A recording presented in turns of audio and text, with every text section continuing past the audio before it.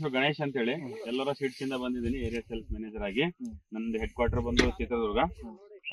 ಈಗ ನಿಮ್ಮ ಕಿರು ಪರಿಚಯ ಕೊಡ್ರಿ, ನಾವು ರೈತರಿಗೆ ತೋರಿಸ್ಬೇಕಾಗತ್ತೆ.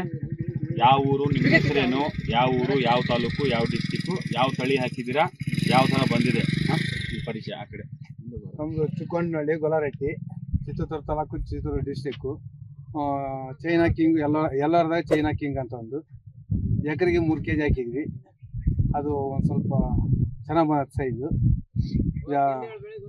ಇನ್ನು ಮುಂದೆ ಅದು ಇನ್ನು ಯಾವ ರೀತಿ ಮಾಡಬೇಕು, ಯಾವ ರೀತಿ ಕೊಡಬೇಕು, ಗೊಬ್ಬರ ಹೆಂಗೆ, ಅದು ಬೀಜ, ಅದಕ್ಕೆ ಔಷಧಿ ಏನೋ ಎಲ್ಲ ಮಾಹಿತಿ ತಿಳ್ಕೊಬೇಕು ಕಂಪ್ನಿಯಿಂದ. ಈಗ ನಿಮ್ಮ ಹೆಸರು ಫಸ್ಟ್, ನಿಮ್ಮ ಹೆಸರು ಹೇಳಿ. ಈರಪ್ಪ. ಈಗ ಸಣ್ಣ ಗಡ್ಡೆ ಆಗೋದಕ್ಕೆ ಏನ್ ಕಾರಣ ಅಂದ್ರೆ ಯಾವ ತರ ಗಡ್ಡೆ ಯಾಕೆ ಸಣ್ಣದಾಯ್ತು ಸರ್? ಅದು ಮಳೆ ನೀರು ಇದರಿಂದ ಇದು ಹವಾಗುಣವಾಗಿ ಮತ್ತೆ ದಪ್ಪ ಏನಾರು ಚೆಲ್ಲಿದೀರಾ? ಅಂದ್ರೆ ದಪ್ಪ ಅಂದ್ರೆ ಪೂರ್ತಿ ಹತ್ತ ಏನಾರು ಬಿದ್ದಿದಾವ?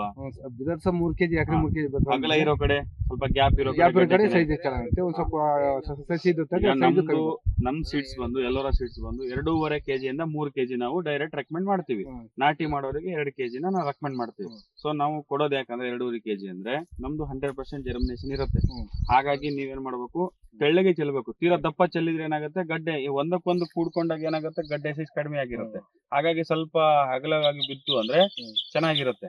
ಅದಕ್ಕಾಗಿ ನಾವು ಕಡಿಮೆನೆ ಚೆಲ್ರಿ ಅಂತೀವಿ. ಬಟ್ ರೈತರು ಏನ್ ಮಾಡ್ತಾರೆ, ಬೀಜ ತಿನ್ನತ್ತೆ, ಹೊಲ ಸ್ವಲ್ಪ ಹೋಗತ್ತೆ ಅನ್ನೋ ಉದ್ದೇಶಕ್ಕೋಸ್ಕರ ಜಾಸ್ತಿ ಚೆಲ್ಕೋತಾರೆ. ಸೊ ಆತರ ದಪ್ಪ ಬಿದ್ದಾಗ ನೀವು ಕಳೆನಾಶಕ ಹೊಡೆಯೋ ತನಕ ನಿಮ್ಗೆ ಕರೆಕ್ಟ್ ಆಗಿ ಅನಿಸ್ತು ಅಂದಾಗ ಆ ಟೈಮಲ್ಲಿ ನೀವು ಕಿತ್ತು ಬಿಡ್ಬೇಕು.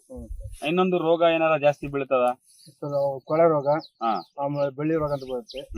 ಆಮೇಲೆ ಅಲ್ಲ, ಈ ಈರುಳ್ಳಿಯಲ್ಲಿ ಎಷ್ಟೇ ಮಳೆ ಆದ್ರೂ ಕೂಡ ತಡ್ಕೊಳ್ಳೋ ಶಕ್ತಿಲಿ ಏನಾದ್ರು ಜಾಸ್ತಿ ಏನಾದ್ರು ಇದು ಆಗಿದೆ, ಕೊಳೆ ರೋಗ ಏನಾದ್ರು ಕಂಡು ಬಂದಿದೆಯಾ? ಅಷ್ಟು ಮಳೆ ಆದ್ರೂ ಕೂಡ ಒಂದು 5% 10% ಕೊಳೆ ರೋಗ ಇರ್ಬೋದು, ಅಷ್ಟೇನು ಜಾಸ್ತಿ ಇಲ್ಲ ಸರ್. ಅದೇನು ನಿಮ್ದು ನೆಲ ಯಾವ್ದು ಬರುತ್ತೆ? ಸ್ವಲ್ಪ ಅದು ಕರೆದು ಕೆಂಪು ಮಣ್ಣು ಮಿಕ್ಸ್ ಎಲ್ಲ ಬರುತ್ತಾ? ಓಕೆ. ಇದನ್ನ ನೀವು ತಳಿನ ರೈತರಿಗೆ ಹಾಕಕ್ಕೆ ಹೇಳ್ಬೋದಾ?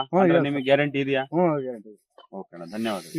ಇಳುವರಿ ಚೆನ್ನಾಗಿ ಬರುತ್ತೆ, ಚೆನ್ನಾಗಿ ಬರುವಲ್ಲ, ಸೈಜ್ ಚೆನ್ನಾಗೈತಿ ತಡೋದು. ಮುಂದಿನ ಟೈಮ್ ಸ್ವಲ್ಪ ಬೇಸಿಗೆ ಯಾವ್ದು ಹಾಕ್ಬೇಕು ಅನ್ಕೊಂಡಿದ್ದೀರಾ ಸರ್? ಅದು ಇನ್ನೂ ಆಗಲಿ, ಇಲ್ಲಾಂದ್ರೆ ಯಾರು ನಂದಿ ಹಾಕ್ತಾರೆ. ಓಕೆ ಓಕೆ, ಥ್ಯಾಂಕ್ ಯು ಅಣ್ಣ.